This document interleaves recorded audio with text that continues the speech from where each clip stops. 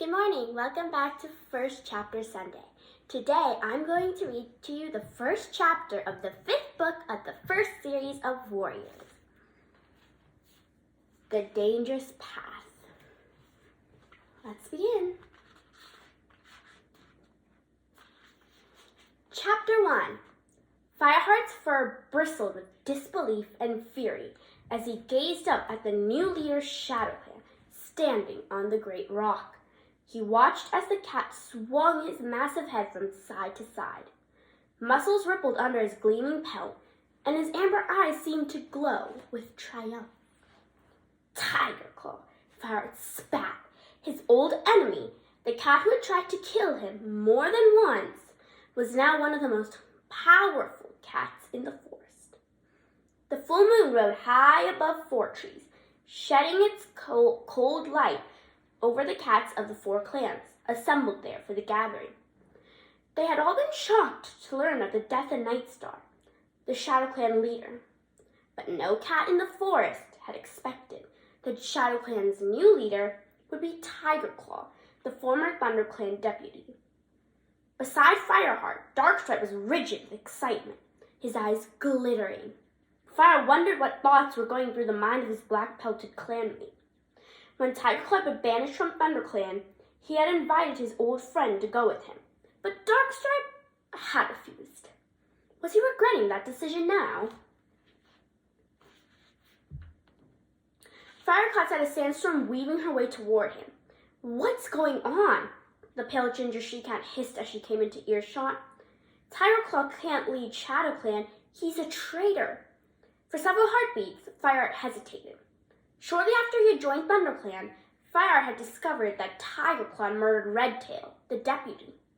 Once Tiger Claw became deputy himself, he had led rogue cats to attack the ThunderClan camp, trying to murder their leader, Bluestar, so he could take her place. As punishment, he had been banished from their clan and the forest. It was hardly a noble history for a leader of any clan.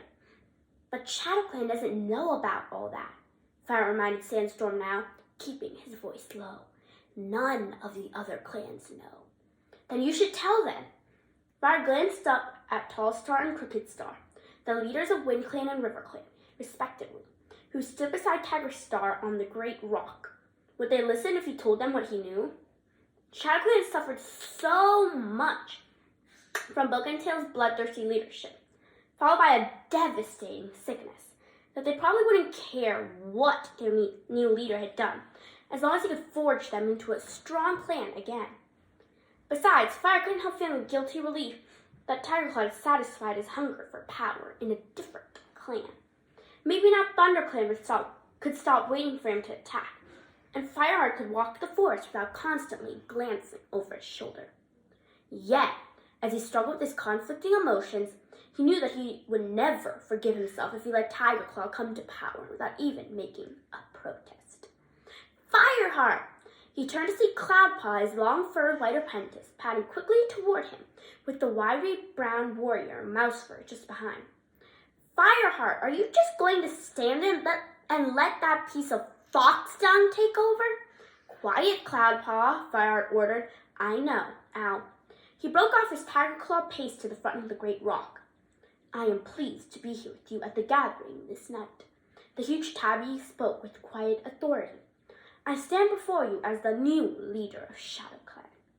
Nightstar died of a sickness that took so many of my clan, and Star Clan has named me his successor. Tall Star, the black and white leader of Wind Clan, turned to him. Welcome, Tiger Star, he meowed, nodding respectfully. May Star Clan walk with you. Crooked Star meowed agreement as the new Shadow Clan leader dipped his head in acknowledgement. I thank you for your greetings, Tiger Star replied. It's an honor to stand here with you, although I wish the circumstances could have been different. Wait a moment, Tall Star interrupted him. There should be 4 of us here. He peered down at the crowd of cats below. Where's the leader of ThunderClan? Go on, Fireheart felt a cat nudged him, and glanced around to see that Whitestorm had joined the other ThunderClan warriors. You're taking Bluestar's place, remember? Fire nodded to him, suddenly unable to speak. He bunched his muscles and got ready to spring. A heartbeat later, he was scrambling to the top of the great rock to stand beside the three leaders. For a moment, the unfamiliar viewpoint took his breath away. He seemed to be far above the hollow, watching the changing patterns of light and dark on the cats below as the moon shone through the branches of the four massive oak trees. Fire shivered as he caught the pale gleam reflected from countless pairs of eyes. Fireheart. He looked up as Telstar spoke. Why are you here? Has something happened to Blue Star? Fireheart dipped his head respectfully. Our leader breathed smoke in the fire, and she's not well enough yet to travel. But she'll recover, he added hastily. It's nothing serious. Telstar nodded and Crooked Star broke in testily. Are we ever going to start? We're wasting moonlight. Without waiting for a reply, the pale tabby River Clan leader gave the yowl that signaled the beginning of the meeting. When the murmuring of the cats below died away, he meowed, Cats of all clans, welcome to the gathering. Tonight we are joined by a new leader, Tiger Star. He beckoned to the massive warrior with a flick of his tail. Tiger Star, are you ready to speak now? Thanking him with a courteous nod, Tiger Star stepped forward to address the assembled cats. I stand here before you by the will of StarClan. Night Star was a noble warrior, but he was old, and he did not have the strength to fight the sickness when it came.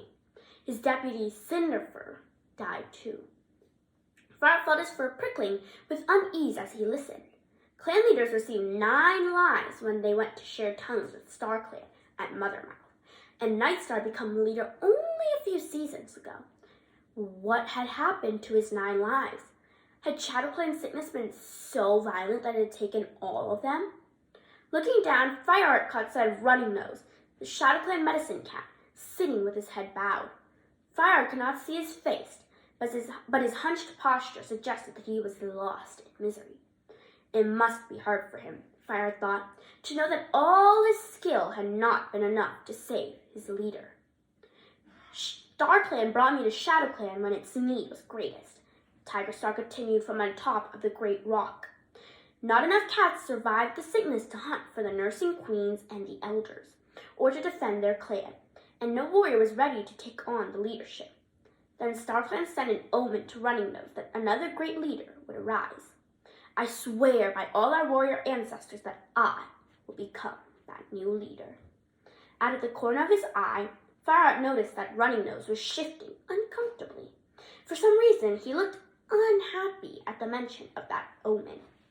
Fireheart suddenly realized that his own task could become much harder. If there had been an omen, then StarClan themselves must have chosen Tiger Star as the new leader of ShadowClan. Surely it was not the place of Fireheart or any other cat to question their decisions. What could he say now that would not seem to challenge the will of their warrior ancestors? Thanks to StarClan, Tiger Star went on, I had other cats to bring with me who've proven themselves willing to hunt and fight for their new clan. Fire knew exactly which cats Tiger Star meant, the band of rogues who had attacked the ThunderClan camp. He could see one of them just below the great rock, a huge ginger Tom, sitting with his tail curled around his paws. The last time Fire had seen him, he had been grappling with Brindleface, trying to break into the ThunderClan nursery. Ironically, some of these rogues had grown up in ShadowClan and had supported the tyrannical leader, Broken Tail. They'd been driven out with their leader when ThunderClan had come to the aid of the oppressed clan. Tallstar stepped forward, a doubtful look in his eyes. Broken Tail's allies were cruel and bloodthirsty. Just as he was, is it really wise to let them back into the clan? That is all of chapter 1. This is all of chapter 1 I will read to you today. Thank you for coming. Enjoy your day. Bye!